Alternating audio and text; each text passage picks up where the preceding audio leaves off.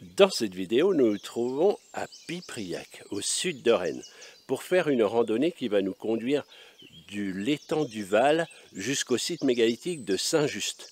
C'est parti tout de suite parce que vous le savez, il faut que ça marche.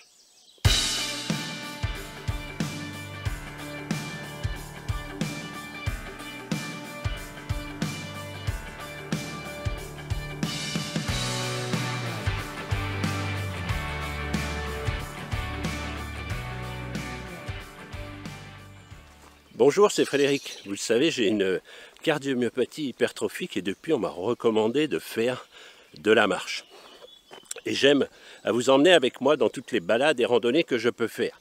Ici, aujourd'hui, on s'est un petit peu éloigné de nos contrées habituelles puisqu'on se trouve au sud de Rennes. Voilà, on a profité du week-end de Pentecôte pour simplement partir en famille. Et puis voilà, aujourd'hui, je serai accompagné de David qui sera avec moi, bon, qui loge ici. Et donc, on est venu passer le week-end de Pentecôte ici et j'ai cherché à Pipriac faire une randonnée. Je vous laisse découvrir avec l'animation 3D la randonnée d'aujourd'hui.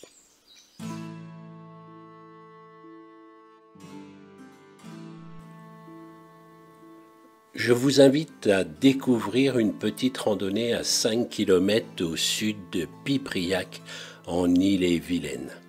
Une balade de 6 km le long de l'étang du Val sous le couvert de la forêt. Puis monter sur un plateau dans la lande pour parcourir les mégalithes variés de ce site exceptionnel. De nombreuses variantes sont possibles, mais vous en prendrez plein les yeux.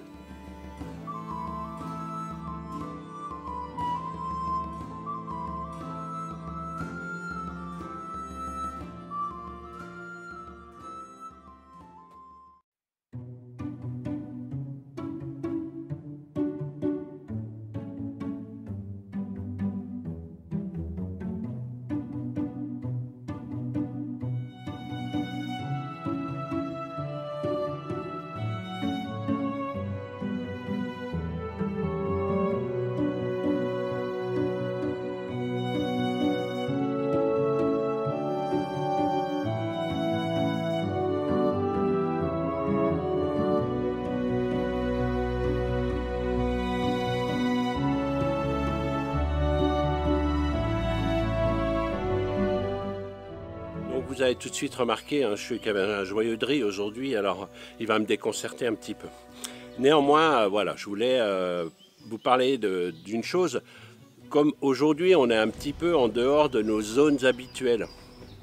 Comment j'ai procédé pour trouver des endroits intéressants pour faire des randonnées, et en particulier une vidéo. Donc, on se sert des applications habituelles, Visorando. Je parle de Visorando parce que c'est celle que j'utilise principalement. Et donc, vous faites une recherche. J'ai tapé Pipriac. Autour de Pipriac, ça m'a donné un certain nombre de randonnées. Et là, vous faites un choix en fonction de vos capacités. Entre le kilométrage, vous lisez bien le détail pour voir, toujours pareil, selon vos capacités, le dénivelé. Parce que le kilométrage, c'est une chose, mais le dénivelé, c'en est une autre. Et puis, surtout, ce que vous pouvez y trouver, ce que vous pouvez y voir. Parce qu'il y a des fois des randos qui sont intéressantes, qui semblent intéressantes sur un point, mais qui sont un petit peu ennuyeuses dans le reste du déroulé.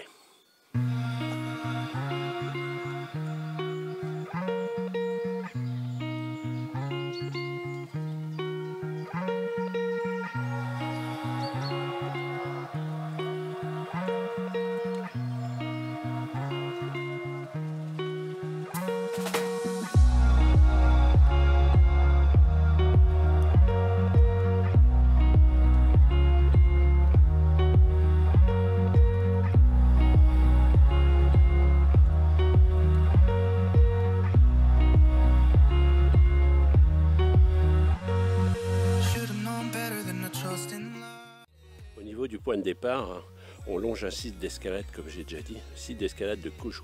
Et vous avez toutes ces pierres sur votre gauche et puis l'étang du Val sur votre droite.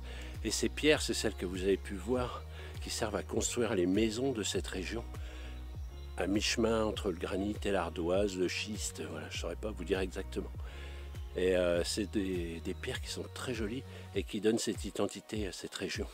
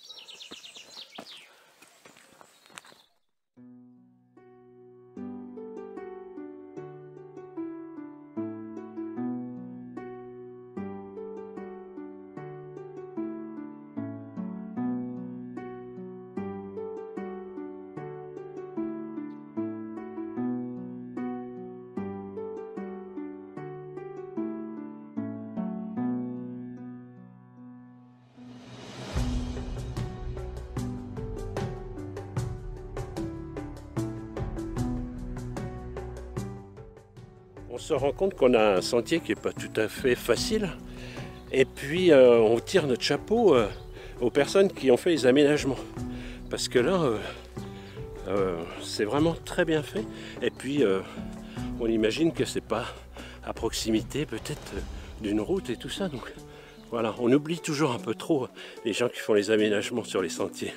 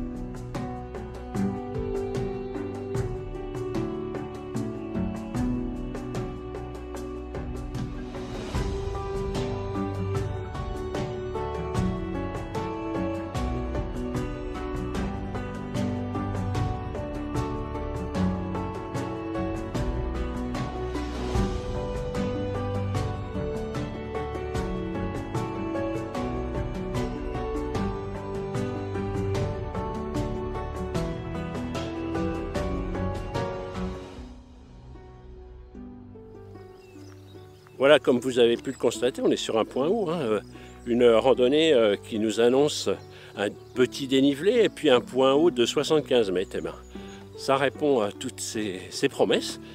Après, ça reste quand même facile, hein. Voilà, on prend son temps, on fait les petites côtes à son rythme, puisque même moi, j'y suis arrivé pour l'instant. Mais restez bien jusqu'au bout pour voir si je serai encore en vie.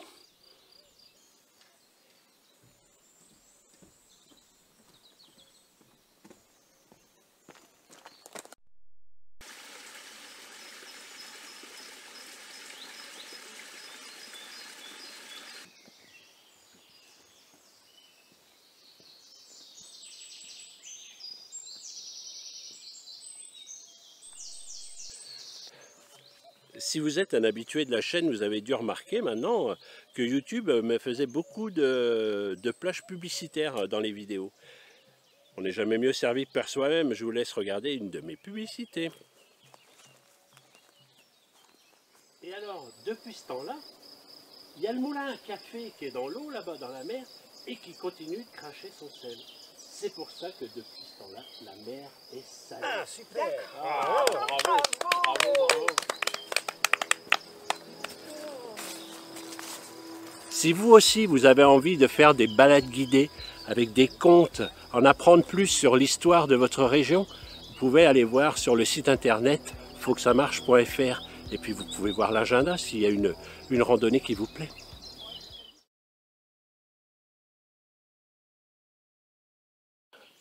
Donc à ce niveau-ci de la rando, on a quitté les rives de l'étang du Val pour longer un ruisseau. On est dans une forêt et là on ressent vraiment l'ambiance néolithique un petit peu, hein. Voilà, on a des bois un petit peu étranges avec ce ruisseau, des plantes, on a des fougères.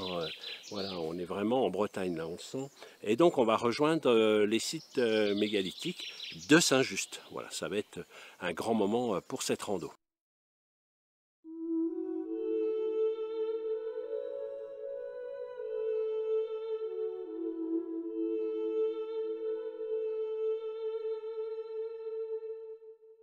Alors quand on déambule au milieu des sites mégalithiques de Saint-Just, on a une grande étendue avec des chemins très praticables, avec des explications devant différents sites. Alors comme je vous le disais, hein, je découvre avec vous, vous attendez pas à voir des aliments de Karnak. Alors jusqu'à présent, on n'a pas été scotché par le type de mégalithe qu'on a pu voir. Espérons que on va voir des choses plus intéressantes.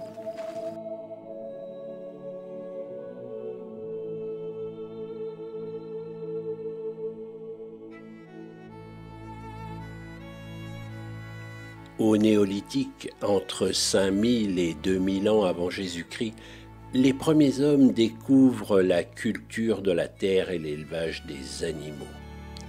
Ils se sédentarisent là où affleure la roche. Ils dressent des blocs de pierre énormes, les mégalithes, pour invoquer les dieux du ciel et de la terre qui leur procurent abri et nourriture. Situés sur une crête naturelle orientée d'est en ouest, direction symbolique entre le lever et le coucher du soleil, ce lieu de culte attirait au moment des solstices des populations venues de très loin.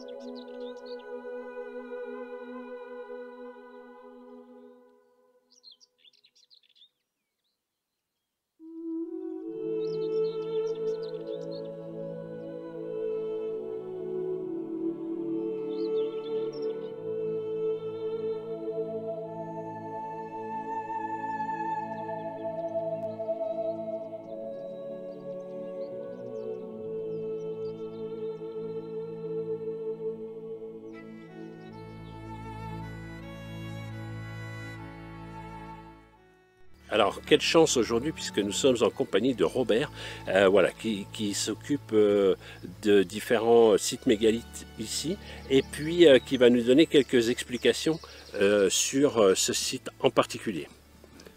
Vous voyez bien. Voilà. Donc, ce monument, le château Bu, d'après l'archéologue qui a fouillé le monument, c'est le seigneur de la lande. Donc c'est le monument le plus important, voilà. Et donc la description du monument, ça a commencé à peu près dans les années 1850. C'est là qu'on voit les premiers dessins des monuments mégalithiques. Et donc en 90, il y a eu la campagne de fouille avec le CNRS. Et avant la campagne, on voyait simplement des blocs de menhir. Bon, simplement, on voyait que ces blocs-là. C'était pas creusé. Et aussi, les blocs que vous voyez là-bas, on voyait 3 blocs qui dépassaient mais de ça du sol. Quoi. Voilà. Autrement, on ne savait pas ce que c'était ce monument. Voilà. Et la fouille a démarré donc, de ce côté-là, et donc du côté est. Et grosse surprise, ils ont découvert donc un dolmen. Ça veut dire qu'ils ont commencé à découvrir le couloir. Vous voyez ici, les chambres, vous voyez, 1, 2, 3, peut-être 4 ici qui n'ont pas été fouillés parce qu'ils n'ont pas tout fouillé, parce que voilà, ça, ils n'ont pas eu le temps, et ça, mais enfin, le principal c'est que... Ouais, voilà. Et donc, C'est un dolmen qui date à peu près de 3005 avant Jésus-Christ. D'accord. Alors, c'est la forme du dolmen, parce qu'il y a plusieurs formes. Il y a des dolmens, une forme arrondie, les plus anciennes, une forme plus simple. Celle-ci est une forme un peu plus compliquée, c'est-à-dire que la forme de croix de Lorraine. C'est ce que je veux dire, presque en voilà. croix. Voilà. On la voit bien. Donc, grosse surprise.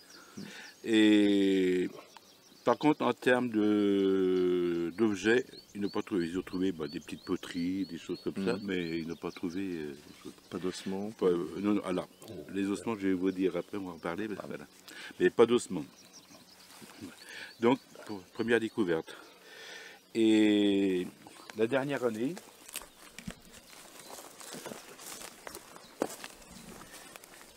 ils ont commencé à fouiller cette partie-là. Ils ont dit, tiens, on va aller voir derrière le menhir ce qu'il y a. Ouais. Et en creusant, ils ont découvert un reste de tombe en bois, des restes de bois, voilà, qui servaient de cercueil, un reste de cercueil. Et à l'intérieur, ils trouvaient encore des traces d'os du fémur. Donc il n'y avait plus d'os, parce que la terre ici est acide, ouais, donc l'os il est bouffé par l'acide. Voilà. Mais il y avait des traces d'os du fémur. Dans l'argile. Dans la terre. Voilà. Et à côté sans doute à côté de la tête, il y avait un vase à 5 anses, mais 5 bien conservé, quoi. 5 anses. 5 anses, assez bizarre, assez étrange. Ouais. Voilà. Donc il y a une copie qui est exposée à la maison de Mégalitée-Land. Vous avez été à la maison de Mégalitée-Land? Donc vous avez été y aller. Là, si ça vous dit, il y a un musée que vous pouvez visiter. Alors je ne sais plus combien c'est l'entrée, enfin peu importe. Voilà. Vous pouvez y rentrer et voir.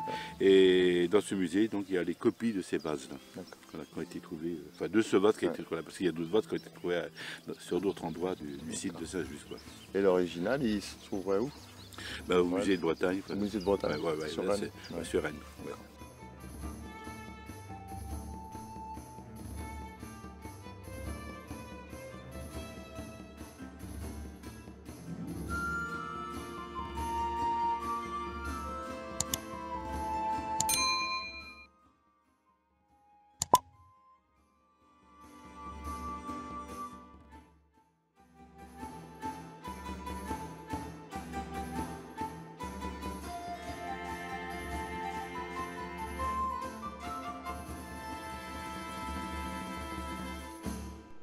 Voilà, cette superbe randonnée, elle touche bientôt à sa fin, mais que je voudrais profiter de la présence de David, un membre de ma famille, puisque c'est mon beau-fils, puisqu'il habite ici, parce que David, hein, toi tu es un breton de souche, hein, parce que tu es né à Savigny-sur-Orge. Oui, tout à fait, je suis du 91, pure souche breton, élevé à la bière, à la galette saucisse. Voilà, c'est ça quoi.